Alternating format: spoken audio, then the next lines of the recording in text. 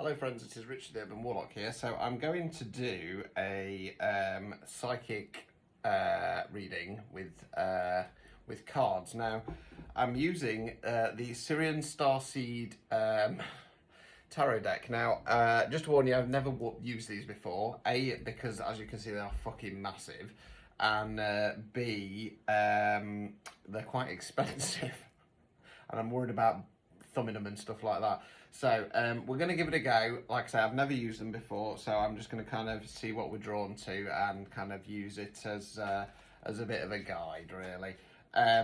Yes, so this is for, I'm going to go for a specific reading for Sirian Starseed, so it's probably not really going to get loads of views, but we'll see how we go. Okay, so I'm just going to tune in. Okay, it feels like this collective of Sirians, it feels like potentially you might have just recently started waking up to being one, really, and being a bit confused about your role and stuff like that. So what we've got come out. Okay, so we've got Adept of Crystals and Sage of Crystals. Okay, now I'm assuming that's the page and that's the knight.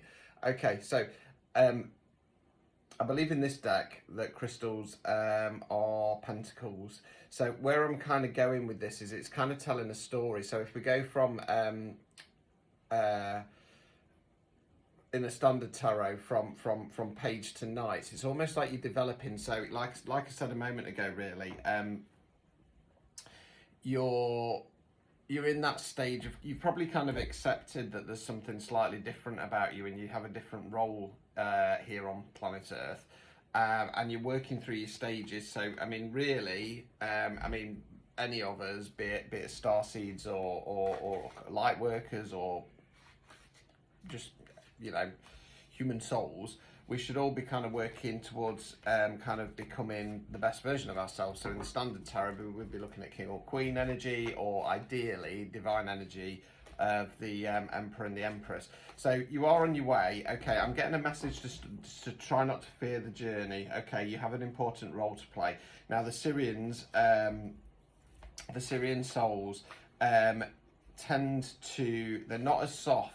They're not a soft natured as some of the other star seeds. Okay, don't fear that. Okay, so for me, with what I do and being a witch and stuff like that, I believe I'm, you know, either a Sirian or come via Syria, one of the Sirius planets.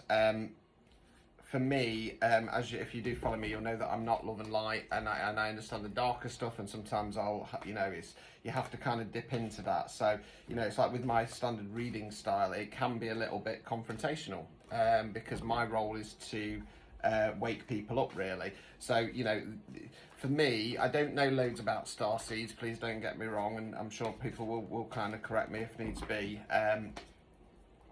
Don't be afraid of kind of letting that side out a little bit. And like I say, it's not a case of being aggressive. It's more about kind of standing your ground.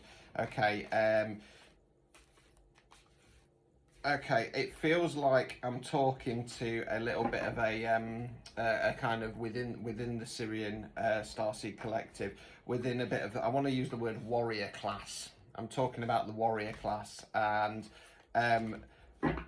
the warrior class have to be more comfortable going into the darker side, okay, and kind of opening up. And, you know, as a starseed, you will have been through a lot of trauma. Okay, as a starseed, you would have had, you know, excuse my language, but you would have had a shit life. Okay, probably struggled with family, with friends, not fitting in, and it's all designed really to get you on the path you've chosen. You've chosen that path. Okay, you chose that path before you came down here to elevate the vibration of Earth.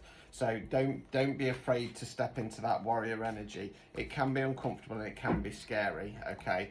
But it is something new coming in. You're waking up to your powers. Okay, there is going to be downloads coming in your dreams, specifically via the crown and third eye chakras, because I'm seeing like the kind of outline of a person, and it's highlighting crown and third eye chakras. If we can have some messages, ideally, please, from the cards. So I'm just starting to get used to this shuffling stuff. I won't be doing it much like this for my standard readings. It's more just because this deck's so bloody big. But I've started shuffling like this and using it in my psychic work slightly, just to help clarify the readings, really. You know. Yeah, again, the thing that's coming into my mind, and it's funny that I was just saying that because what's coming into my mind is adapt and evolve, and I say it's funny that it's coming into my mind because I was just about to say that my kind of psychic, you know, I don't really class myself as a medium anymore as such because it becomes, I am a medium, but it becomes a little bit confusing for people, and they tend to think the mediums only speak to dead people, really. Yeah, that adapted and evolved, and it's about kind of learning to grow. Hoping some cards to come out here, but it's not playing ball. Okay, I'm being told they're not coming out because they're being tentative. Okay, it feels again like this collective. You're probably only just starting to get comfortable with potentially being a starseed. You might even doubt it a little bit. You might be on some kind of spiritual journey, and you've just just woken up to that. You know, you might have only just come across the concept of starseed. You might have an inkling that you are one, but you might not have kind of realised that you are a Sirian starseed.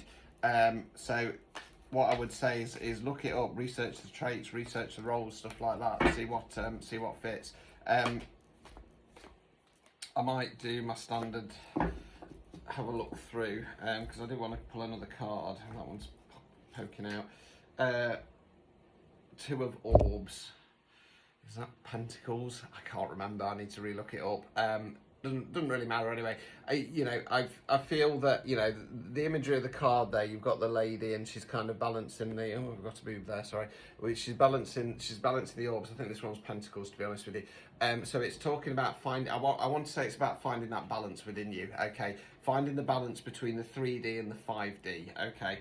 It's something that can be tricky, because sometimes,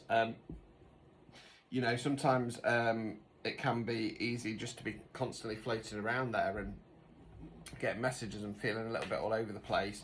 And then other times, you know, you focus too much on your everyday life, and it's about finding that balance. And don't be afraid to find that balance, okay? And some days it's not about splitting your day in two. Sometimes it's about going, right, this week I'm going to be more kind of earthbound and grounded. Next week I'm going to be kind of floating up there a little bit, and more on my spiritual journey, or split the week up, whatever feels comfortable for you, okay?